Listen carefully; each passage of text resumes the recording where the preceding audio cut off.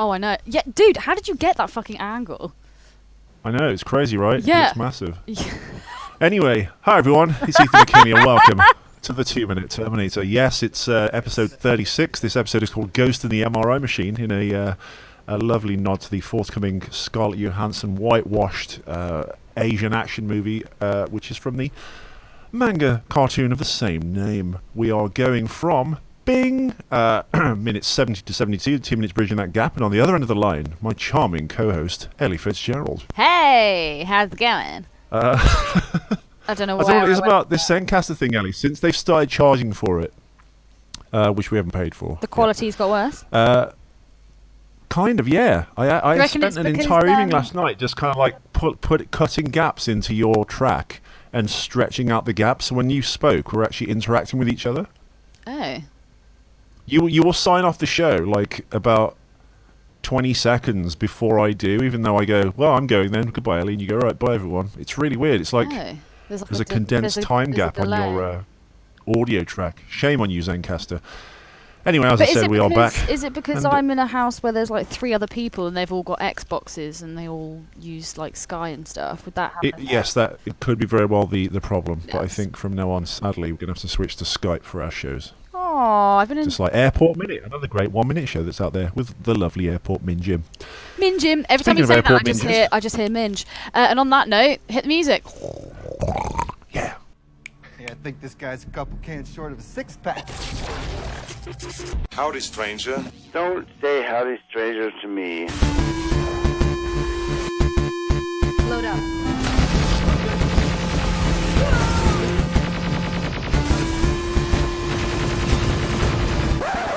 You didn't do the 4th. Thank God. It sucked.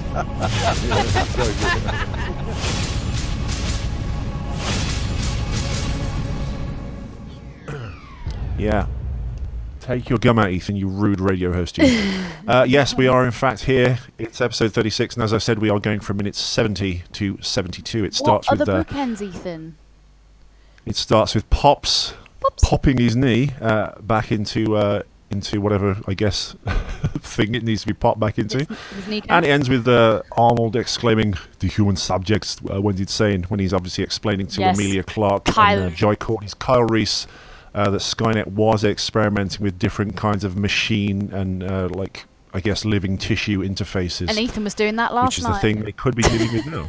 Which is this, imploring thing like John Carpenter thing like machine Terminator, which he now is the T-3000, is it? Or is it?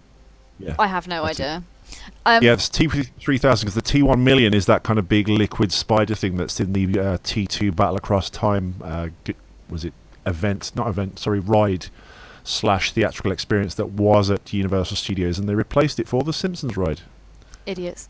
Although that could be bullshit. It could be the Back to the Future ride they replaced. I apologise. Write in and tell me, listeners. Oh, and by the way, Ellie, we've got Cock-Ups Ahoy here. Ahoy, ahoy. Ahoy, ahoy. Amazing. Well, I'm very glad to hear that because I have some notes also. So, my first thought when I watch this 2 minutes is, no, Pops is getting old. I can't bear to see Pops getting old. It's like watching my dad get old. It's so weird. I know.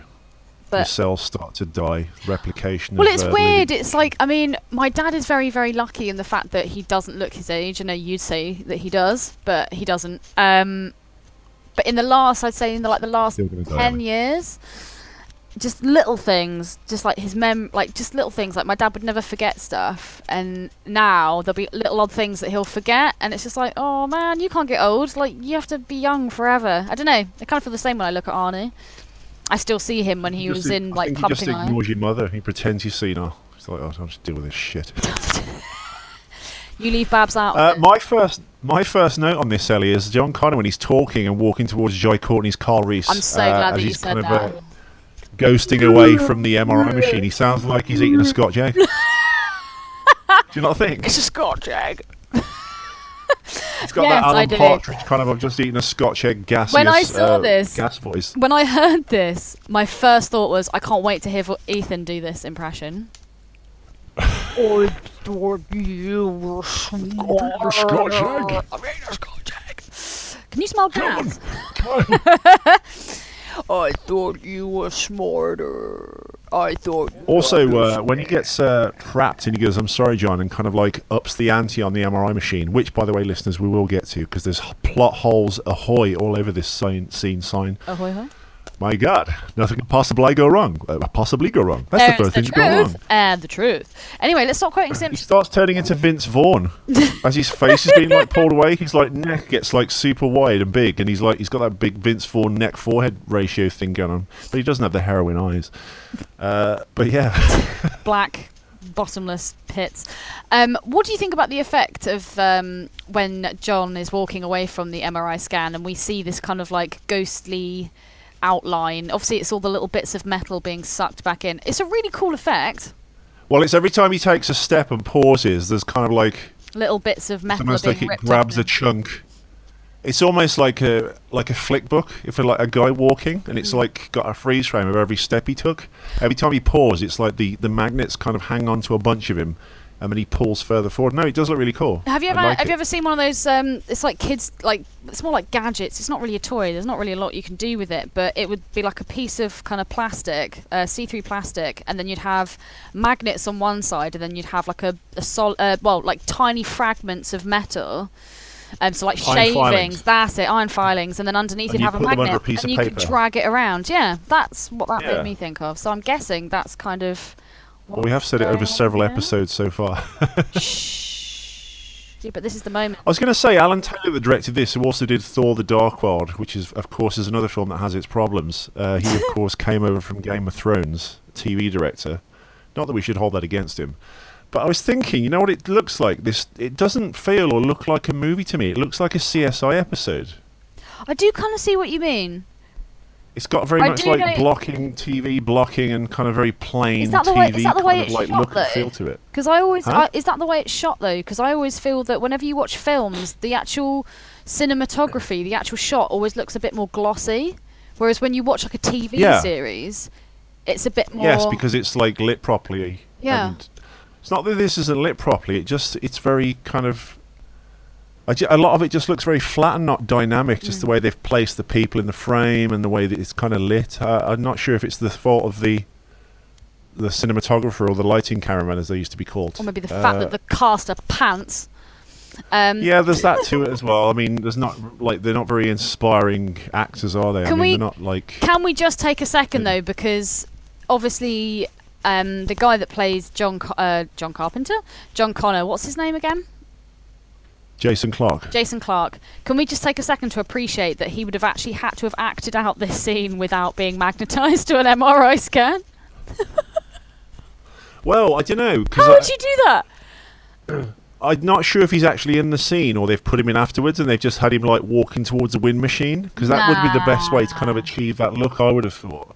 I If thought you it'd put be him on a blue so screen and funny. you just put a massive Ritter fan, one of those ones you get on the back of those kind of like I know what you mean, the big, massive... Louisiana kind yeah, of swamp boats when you go looking for alligators or crocodiles or whatever. like the Queen of that's Africa. how I would have done it. And then trying of the African Queen. African Queen. Fuck. No, that's a boat. Just a little kind of like. I know, people but that's in what sprung the- to mind, and we're doing Oh, we're doing no, films like- 20 years ago. Shark goes in the water. Cage goes in the water. Shark. But even with the speech, I mean, what did they record it normally and then just slowed it down?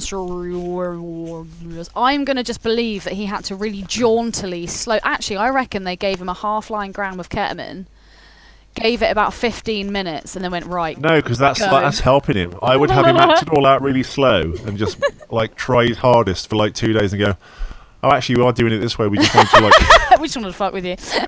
just wanted to laugh at you for the last 2 days. We've had a great time. Right, let's go to the fan shop. Get me a fan. And also, when he puts his hand out, like to reach out for Jai, I wanted to. It just made me think of Total Recall, but instead of "Open your mind to me, Quaid," it's him going, "Open your mind to me, Jai. Open your mind. Open your mind." And then Jai gets all upset and goes, "I'm sorry, Jen." And then when he switches the MRI scan to full magnetism, which I'm assuming is what he does, Yeah. you hear this, and he's like, "I'm sorry, John." It'd have been so much better instead of the sound if it had just gone gay, because that's a proper gay moment. Well, There's a funny thing about MRI machines, Ellie. What's that? I don't know why, but I've got a bunch. Maybe this was the first piece of cock-up I looked up in this, and I only added one to this part of the film. But during the scene, this is a cock-up, by the way. Cock up. It's been a while since you've done that. It has. During the scene involving the MRI machine, the strength of the electromagnetic attraction is depicted as being the same at all distances within its range. In actuality, Ellie, electromagnetism and all forms of radiation follows the inverse square law, which means the strength of the attraction weakens exponentially the further you get away from the source. Mm-hmm.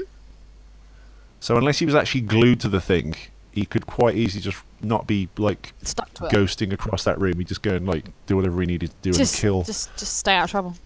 Joy Courtney. 1 for the awful performance and 2 for having no charisma. And I've homosexual got another cock up tendencies. as well. Cock up. Bing bing. Ooh. The window where the gas cylinder shoots through the metal mesh in front of it. So when the gas cylinder shoots out in front of it, there is no door at the entrance of the scan room. Both are essential parts to complete the Faraday cage as the scanner has to be in. This is to prevent electromagnetic RF interference from getting in and out of the scan room. So basically, Well, that the didn't room work out with very the well for MRI. John. Well, no, the MRI room basically would have within its walls a metal cage laced through everything, like, so just to contain the RF energy and the electromagnetic radiation, basically to protect people outside of the room. You see. Yes. It's like when you go and have an X-ray done of your teeth, and everyone has to leave the room, and you have to put those goggles on. Yeah. Yeah. Well, also you've got this thing when he's dialing up the kind of power of the MRI scanner, which like pulls him back even further. You can't really do that in cock-up number 3. Cock up. Bing bing bing.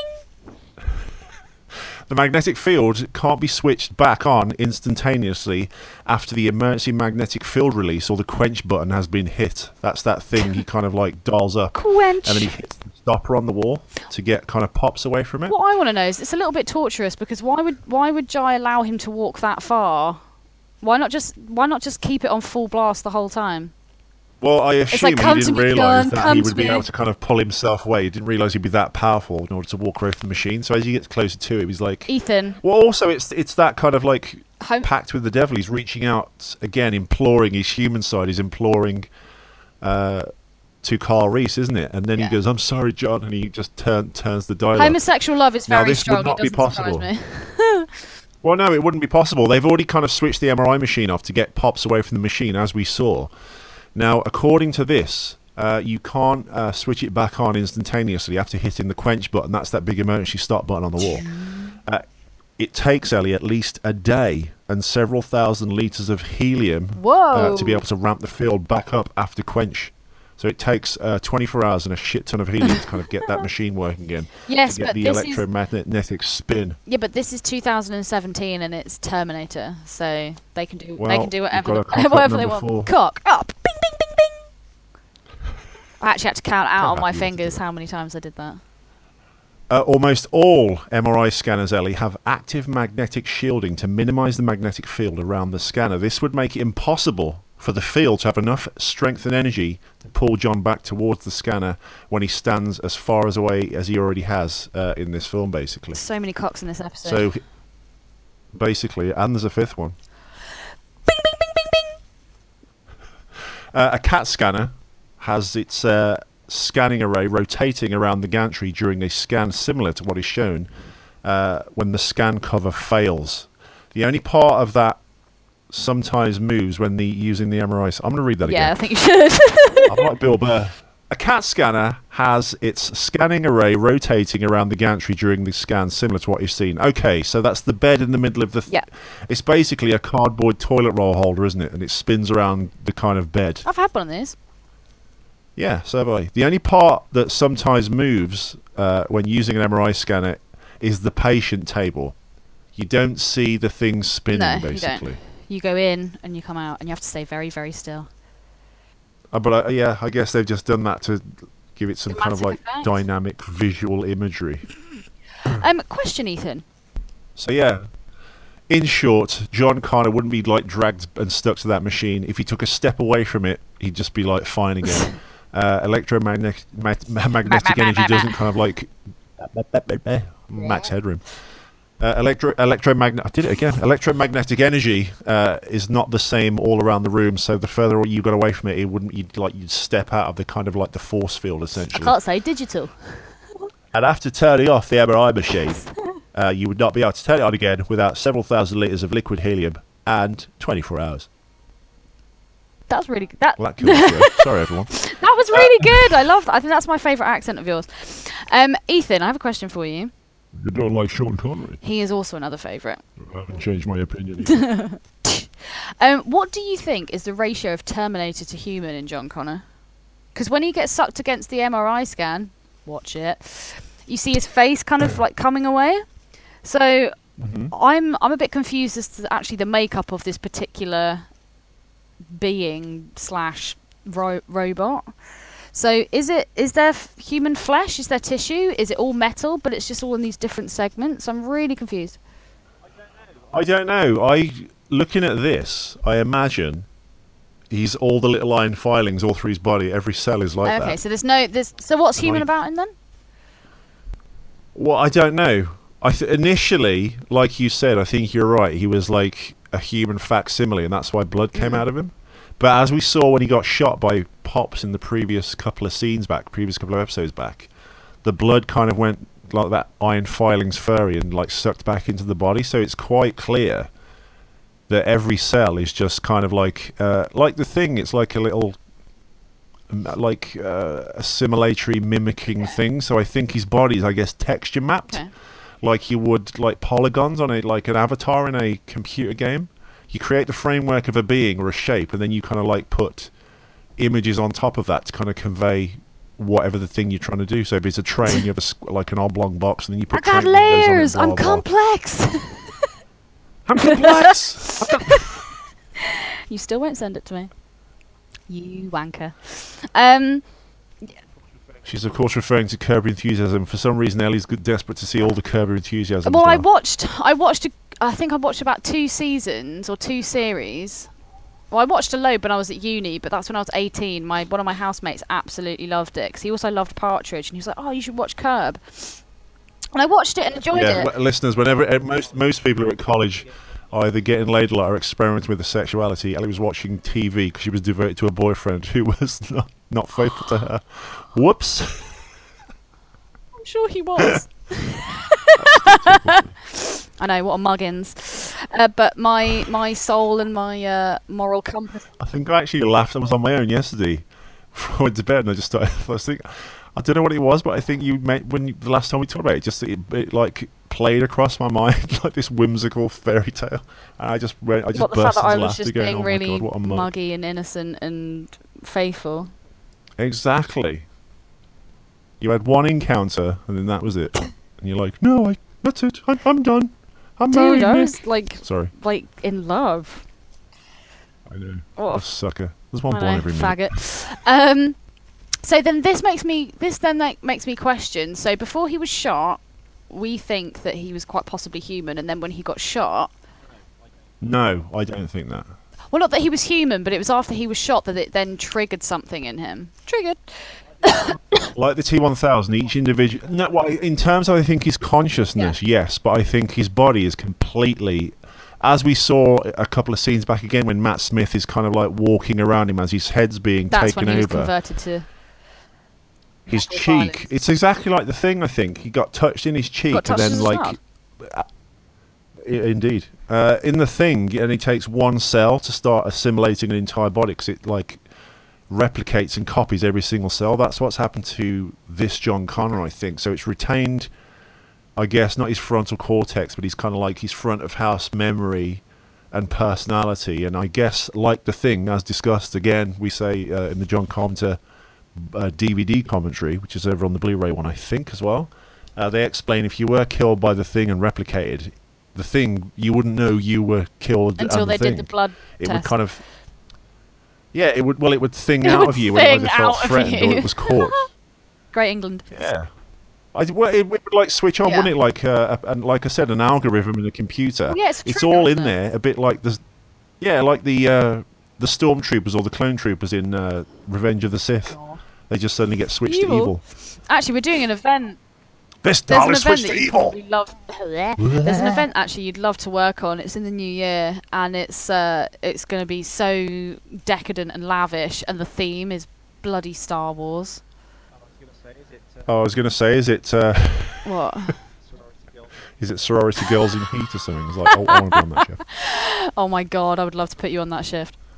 Although the next Put me on that shift then. It seems strange though. It's there. Is it not the premiere or after party for the new film? God, what is it? Yeah, it is. Rogue One. Yeah. Oh, it is. Okay. I'm gonna. Get me on it. I heard Bertie and Gemma talking about it today. I was just like, oh my god, Star Wars. And they're like, right, we've got to get ice that's shaped like this, and then we're going to get that. And then Gemma was like, yeah, and we should get this like Yoda. And then Will was just like, excuse me, Yoda isn't in this film. Fuck off. I was like, ooh, the geeks are out. Anyway, so my next question was then going to be, did Skynet / John Connor know that Pops was in that time frame protecting Jai and Sarah? I don't know. That's a good question. I don't know. I just wondered if they knew. Also, I mean, would he have if he went back through the time machine after Carl Reese? I assume that because he's here in this time. Why would he have been sent to this time if there are two dueling timelines at this point?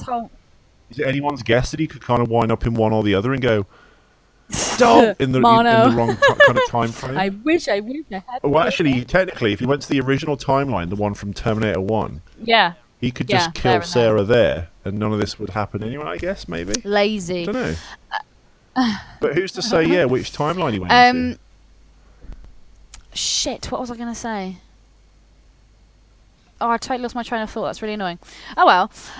So my next point was, how would John have actually eventually escaped from that MRI scan? If it's a magnet.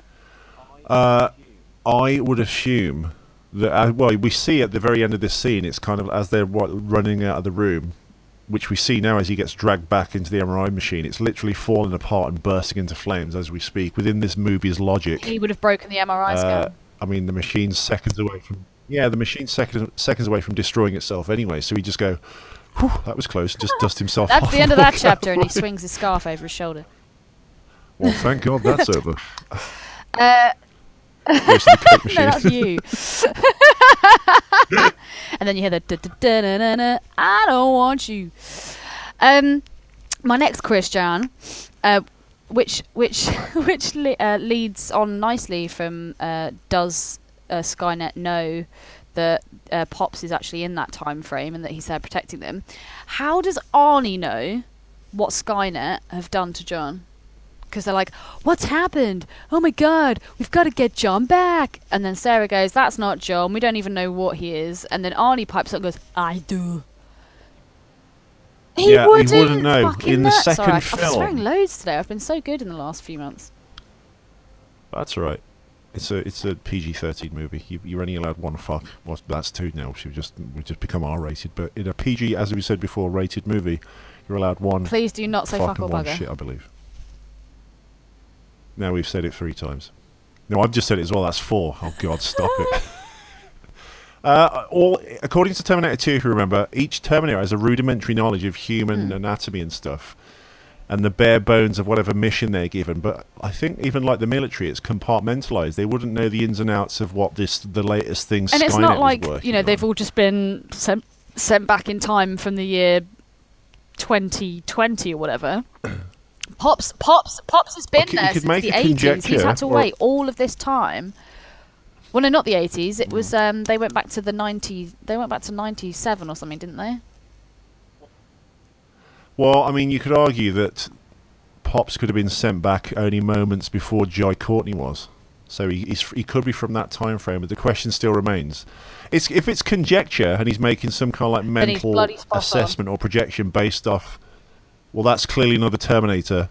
It's talking to John and blah-de-blah. He could maybe perhaps recognise it as John Connor, because I assume every Terminator has been given the mental, I guess, Wild West wanted poster showing you what he kind of looks like.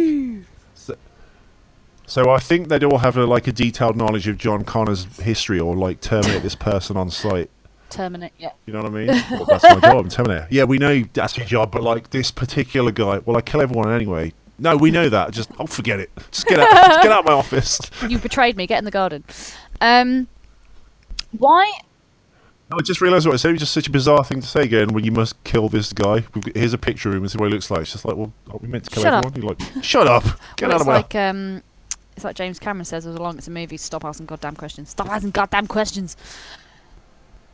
Well, if we didn't ask questions, or we you wouldn't have this, questionable, which I'm very excited about you starting up again, by the way. Dude, it's still going. It's just like this punishing. But that's what I mean. I schedule can't wait of for you to doing have this like a show. new one so I can listen to something other than Bill Burr. What was I going to say? Yeah. So they're talking about the fact that Skynet have done lots of kind of tests. So there's been lots of dummies trying to cross over human and Terminator, but they said that the first load of tests were unsuccessful, and that the human subjects went insane. Now, why would that happen? Yeah. Well, it's kind of, I think, in reference to Terminator 3 when you had the other charisma bypass. Sam Worthington. Yeah, because they were doing the same kind of thing there. And I think they've carried over, I think, some of the ideas, because this was a proposed trilogy.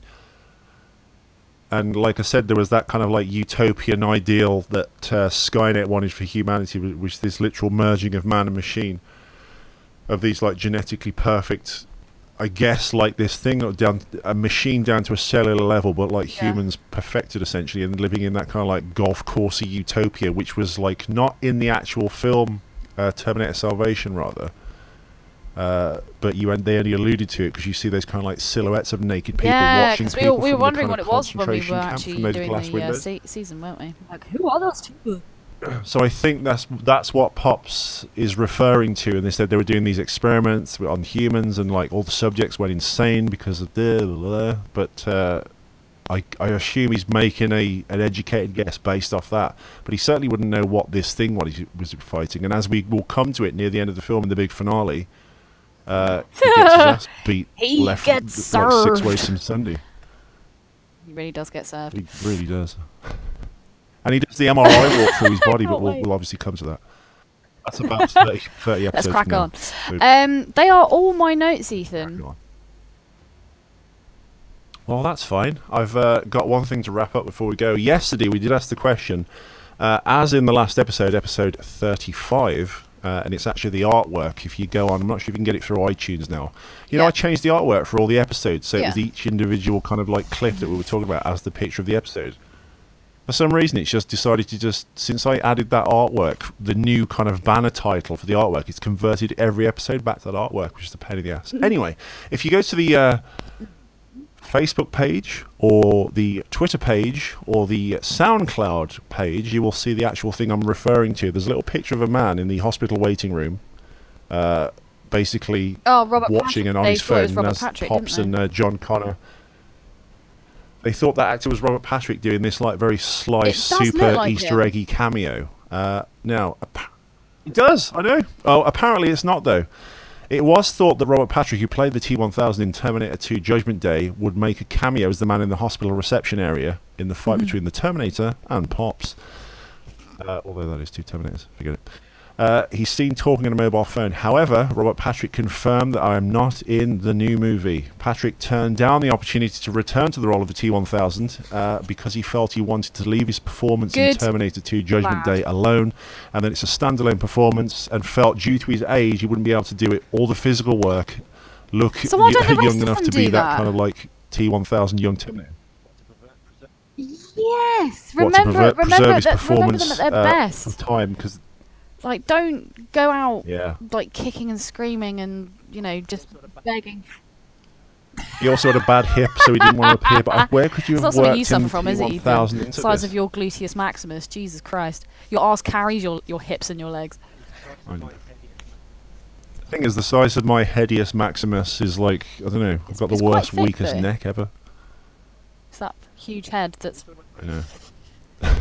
No. Are we talking about the same thing we were talking about when I started recording? Oh.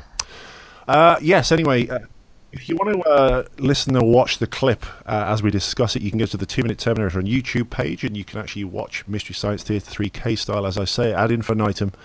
That as we're discussing it, basically, no other minute show kind of does that, but we do. You can go to the Facebook page, the Twitter page.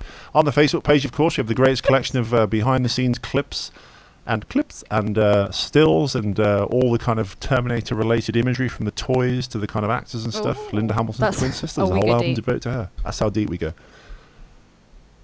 So please follow us on Twitter, follow us on Facebook, and subscribe. And if you want to do us a massive favour, if you don't want to donate any money through Patreon, because we do this just for fun, and we do it because we love you.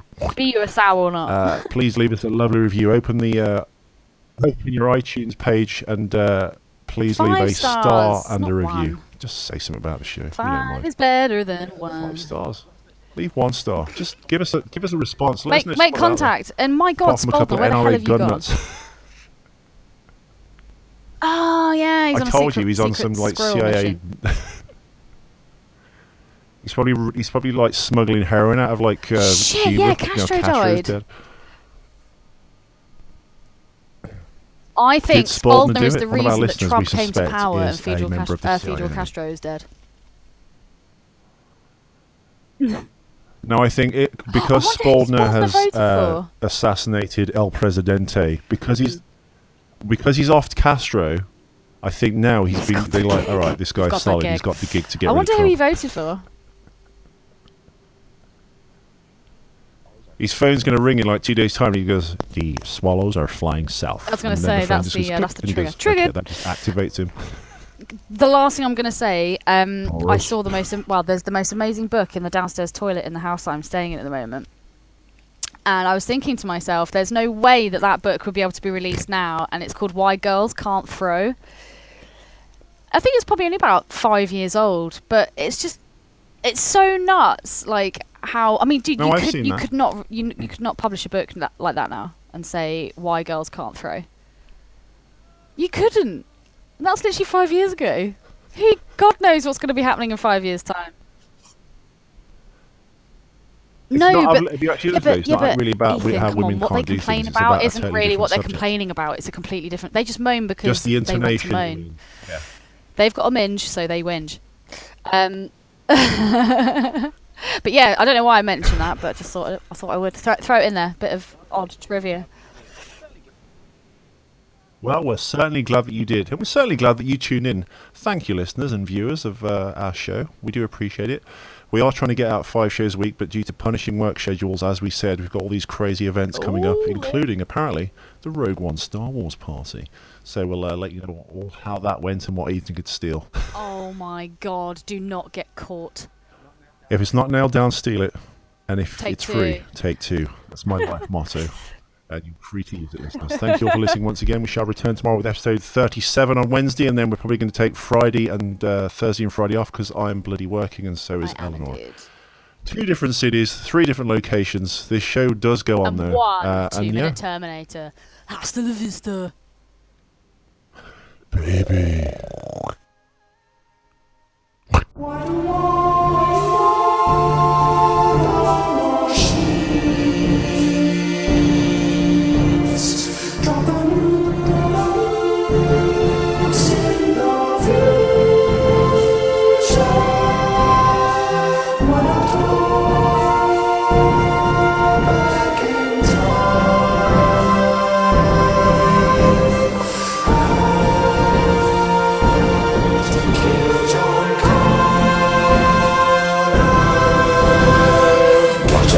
Machines. They're unstoppable. Watch out for machines. They will rule the world. I'll be back.